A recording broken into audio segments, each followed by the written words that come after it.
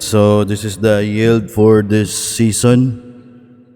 I have a lot of big males and then female and then buried. So that's all I've got. Yan lang po yung nakuha natin. Yan o. May isa akong malaking female dito. At may mga buntis. Sana ba yung phone natin para evidence na anong date dito.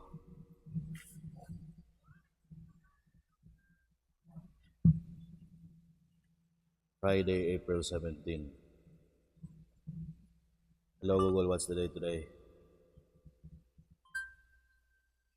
Okay. Alright.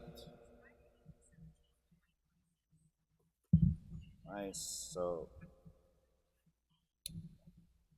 let's check. That's the juggernaut. That's my juggernaut line right there. There's a lot of big ones going on. Malaki nila.